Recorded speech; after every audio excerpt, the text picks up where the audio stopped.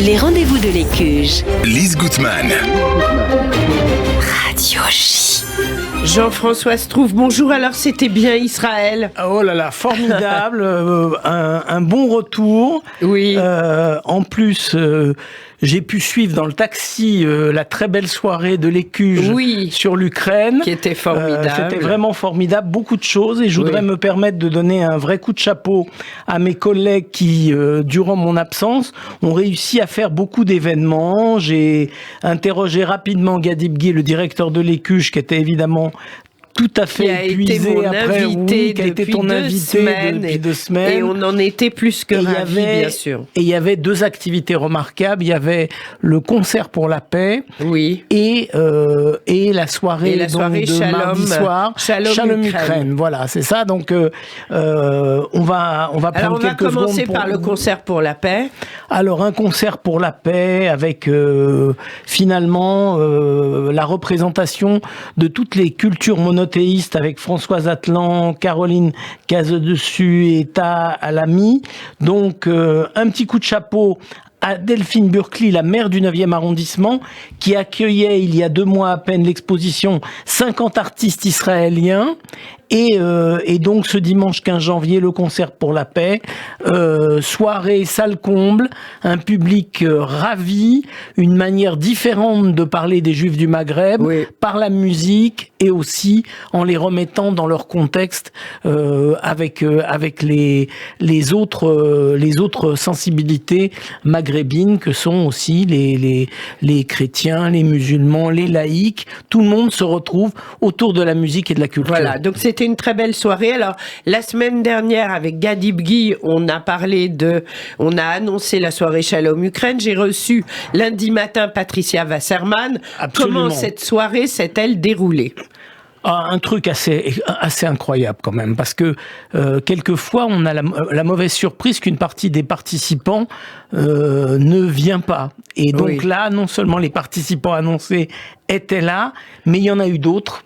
Donc on va quand même citer le ministre conseiller de l'ambassade d'Ukraine, une universitaire ukrainienne, le président des Amis de l'Ukraine, la représentation de l'ensemble des sensibilités de la communauté, Jonathan Arfi, Eli Korchia, Philippe Meyer, je cite, le CRIF, le Consistoire central, le Bnei Brit, Samuel Lejoyeux de l'UEJF, la maire du 10e arrondissement, donc beaucoup de gens, et invité surprise de dernière minute, Bernard-Henri Lévy, qui pour la première fois a lu un texte inédit qu'il avait consacré à cette soirée sur l'Ukraine. Donc une sorte d'événement dans l'événement et une participation du public salle comble, à guichet fermé, avec un enthousiasme extraordinaire, en sachant qu'il y a 2 points importants aujourd'hui, et je le dis peut-être que les auditrices et les auditeurs n'ont pas pris conscience de ça. Il y a la question de l'Ukraine dans le conflit, mais il y a aussi la question des Juifs d'Ukraine et de Russie qui sont pris dans cette tourmente, et c'était important que la moitié de la soirée soit aussi consacrée aux communautés juives. Évidemment. Parce que le péril est également pour ces communautés-là dans une tourmente qu'ils n'ont évidemment pas décidée. Évidemment. Donc c'était très très important, le public était au rendez-vous, et puis il y a eu une partie artistique également. Et oui, alors ça fait partie aussi. On est à l'Écuge, c'est pas des meetings politiques, donc aussi une belle partie artistique, et donc tout ça bien sûr doit pouvoir se retrouver. Avec entre autres Frédéric Zetoun, Zetoun qui a été ovationné.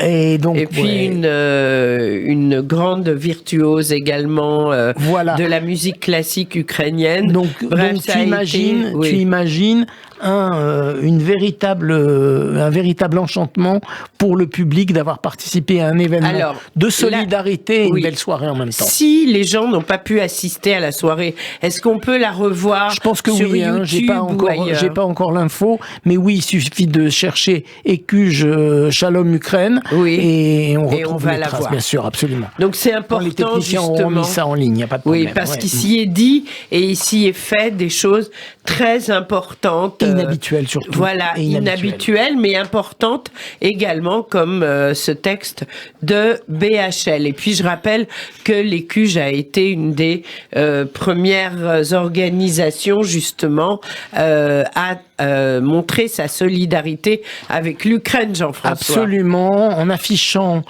sur la façade pratiquement dès les premiers jours de mars. Dès les premiers jours de mars, le drapeau ukrainien.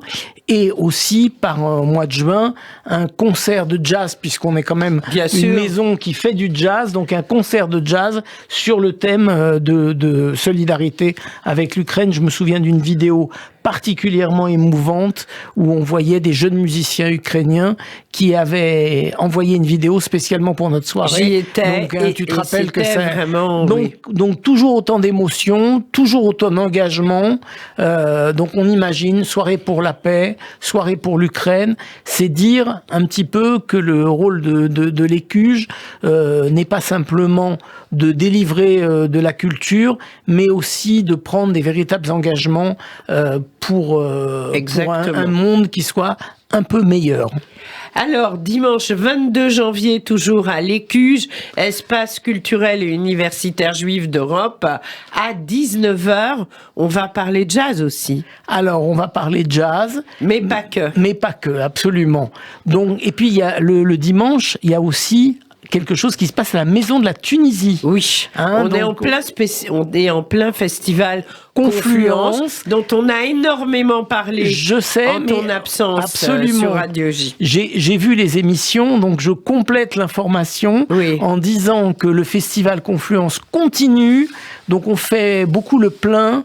Donc pour dimanche, pour la soirée à la Maison de la Tunisie, c'est toute la culture juive de la musique. Voilà, absolument. Et Yael, cette merveilleuse chanteuse, qui va nous proposer un spectacle sur ses racines judéo-arabes. Yael Marciano. Voilà, Erbirba Msika, l'étoile de Tunis. Et c'est vraiment... Ça va être un hommage. Moi, je voudrais dire aux Tunisiens, un petit message spécial pour les Tunisiens. Il est important que vous veniez retrouver vos racines à la Maison de la Tunisie, qui est située au quartier latin, qui est située dans le 14e. Donc c'est le centre universitaire tunisien. Oui. Et donc aussi à ceux qui ne connaissent pas la culture tunisienne, comme moi, qui allons découvrir à cette occasion la beauté de la musique et de la culture tunisienne. Donc c'est double public. Ceux qui connaissent, que les connaisseurs retrouvent ce qu'ils aiment et que ceux qui ne connaissent pas le découvrent. Exactement. Donc ça va être un grand moment. Alors à 19h, donc qu'est-ce qui se passera justement avec le soutien de l'ambassade d'Israël? Alors ça, c'est la soirée... Ce sera à l'Écuge. À l'Écuge, le 26 janvier. Oui. C'est une soirée jazz, comme d'habitude, c'est deux choses. Pardon, le 22, c'est à la Maison de la Tunisie, et le 26, c'est la fameuse soirée jazz à l'Écuge. Alors, elle est deux choses, la soirée jazz. On a joint l'utile à l'agréable, le plaisir au plaisir, et donc, c'est la soirée jazz de la deuxième saison Jazz à l'Écuge. Donc, c'est Omri Mor. On va dire trois choses. Oui, donc Omri Mor, qui est déjà passé plusieurs fois à Paris dans le cadre de Jazz and Klezmer, qui a fait un tabac à chaque fois et qui est vraiment un excellentissime musicien. Mais là, il va revenir à d'autres racines. Alors, regarde, c'est trois choses à la fois. Donc, un, le fait qu'il soit israélien. Deux, le fait que ce soit Jazz à l'Écuge. Troisièmement, c'est le jazz à l'Écuche spécial du festival Confluence, d'où l'importance énorme de cette soirée. Alors là, moi, je ne saurais vraiment trop vous conseiller d'attendre. Il faut vous dépêcher de prendre vos places. Oui, parce que ça part très vite. Déjà, les soirées de jazz sont pleines, les soirées de Confluence sont pleines, et quand c'est des musiciens israéliens, c'est plein. Donc, 3 raisons pour vous dépêcher absolument de réserver vos places pour Omri Mor. Ça vaut la peine. Exactement. Donc, ce sera Omri Mor le 26 janvier. Et ça, c'est bien à l'Écuche. Voilà. Et le 22 à la Maison de la Tunisie Transmosaïque avec Yael. Alors, je voulais aussi annoncer que la soirée qui devait avoir lieu ce soir même avec Frédéric Ancel est repoussée au 15 février à cause de la grève générale, et on peut difficilement garder une soirée qui risque de pas pouvoir se tenir à cause de l'impossibilité de se rendre à l'Écuge ce soir. Donc retenez bien que c'est le 15 février que cela se déroulera. Alors lundi 23 janvier, moi j'adore ce que fait Youssef Chetrit. C'est universitaire israélien, spécialiste du Maroc, spécialiste de l'ensemble du Maghreb, qui va parler de la langue secrète des Juifs du Maroc. Alors, il a fait déjà énormément de livres, notamment faire connaître le langage des Juifs du Maroc en mettant de la phonétique pour permettre à tout un chacun de découvrir la saveur des expressions des Juifs du Maroc en judéo-arabe. Et donc, moi, je vous conseille vraiment fortement, si vous intéressez aux Juifs du Maroc, à assister à la conférence du lundi 23 janvier à 19h. L'universitaire Youssef Chetrit, qui en plus est sympa et qui a énormément d'humour, donc ça vaut vraiment la peine de venir. Une soirée importante, évidemment.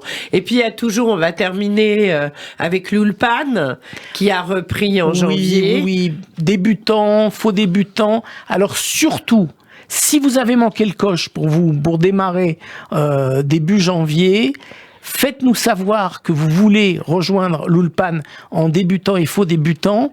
On vous rattrapera pour vous remettre au niveau de ce que les élèves ont déjà appris depuis le début des cours. N'ayez pas peur on vous offrira bien évidemment avec beaucoup de plaisir la possibilité de rattraper ce que vous n'avez pas étudié. Puis si vous avez un niveau qui est un peu à cheval entre le débutant et le faux débutant, alors là c'est encore mieux parce que vous allez prendre le train en route et poursuivre l'Ulpan avec nous.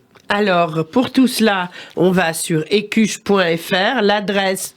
Alors, le 119 rue Lafayette, que tout le monde connaît, et puis sauf pour aujourd'hui, puisqu'il y a la grève, bien c'est important. Et puis le téléphone 01 53 20 52 52. Alors, je vais vous donner cette fois deux références de sites.